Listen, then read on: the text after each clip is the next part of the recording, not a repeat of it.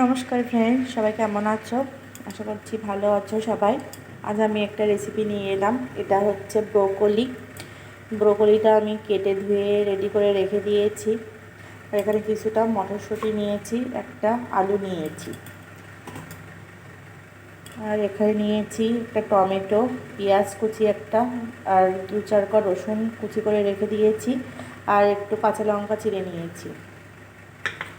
রান্নার জন্য কড়াই তেল বসিয়ে দিয়েছি, দুটো শুকনো লঙ্কা ফোড়ন দিয়ে দিলাম, একটু গোটা জিরে দিয়ে দিয়েছি। এখানে একটু আদাও গ্রেট করে দিয়ে দেবো, একটু আদা গ্রেট করে দিয়েছি, আর রসুন কুচিটা দিয়ে দিয়েছি, 1 চামচ লবণ ও 1 চামচ হলুদও দিয়ে দিয়েছি। দিয়ে ভালো করে নেড়ে চেড়ে নেব।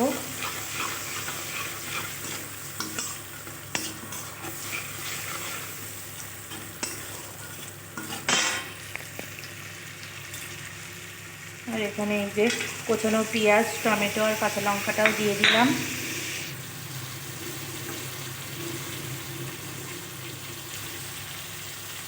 দিয়ে ভালো করে মশলাটা কষিয়ে নিতে হবে। গ্যাসের জোরটা একটু বাড়িয়ে দিয়েছি।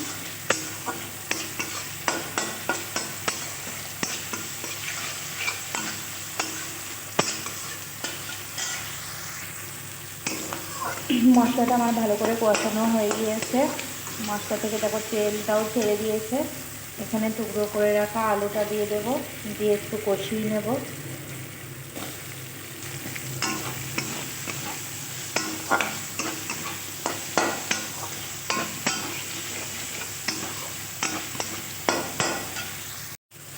আলুটা কষানো হয়ে গেছে, যাওয়ার পরে মটরশুঁটিটাও আমি দিয়ে দিলাম, দিয়ে একটু নেড়ে চেড়ে নিলাম।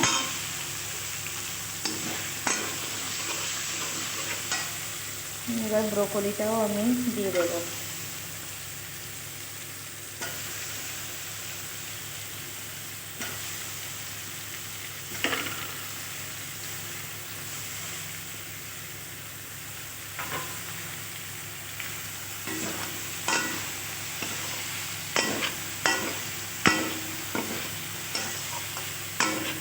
ব্রোকলিটাও সব রকম মশলার সঙ্গে নেড়ে চেড়ে কষিয়ে নেব বেশ ভালো করে। ব্রোকলিটা দিয়ে দেওয়ার পরে আমি এটাতে লবণ আর হলুদও দিয়ে দিয়েছি, দিয়ে ভালো করে কষিয়ে নিচ্ছি।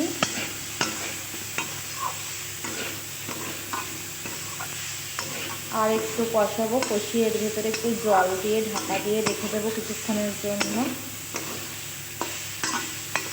আমি এটা ঝোল করব না, বেশি একটু বসা বসা টাইপের করবো, হালকা হালকা রসা রসা এরকম। এবার আমি জলটা দিয়ে দেবো, এর মধ্যে জল দিয়ে দিয়েছি, জলটা দিয়ে দেবো। ফুটে গেলে ঢাকা দিয়ে রেখে দেবো কিছুক্ষণের জন্য, তার মধ্যেই এটা সেদ্ধ হয়ে যাবে।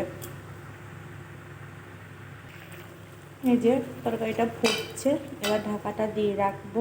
ঢাকাটা দিয়ে জলটা সামান্য কমিয়ে দিয়ে রেখে দেবো। এটা ফুটুক, ফুটতে ফুটতে এর ভেতরটা সেদ্ধ হয়ে যাবে, তারপর ঢাকনাটা খুলে দেখাবো।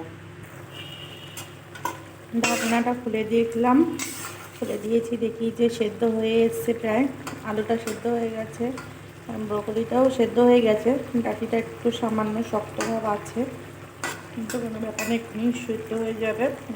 এর মধ্যে আমি একটু 1/2 চামচ মতো জিরে গুঁড়ো দিয়ে দিলাম।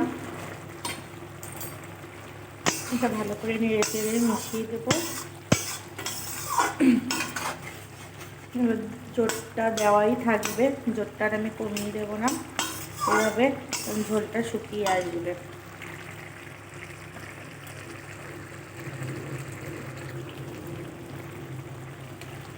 ব্রোকলিটা আর কি ফুলকপিরই মতো টেস্ট, ফুলকপির থেকেও ব্রোকলিটা খেতে খুবই ভালো লাগে। তো এটা রুটির সঙ্গে কি গরম ভাতের সঙ্গেও খেতে খুবই ভালো লাগবে। তোমরা বাড়িতে অবশ্যই ট্রাই করে দেখো। তো আর একটু পরই হয়ে যাবে রান্নাটা আমার। যে জলটা পুরোপুরি শুকিয়ে গেছে, রান্নাটাও আমার হয়ে গেছে। এটা আর একটু নেড়ে চেড়েই নামিয়ে নেব।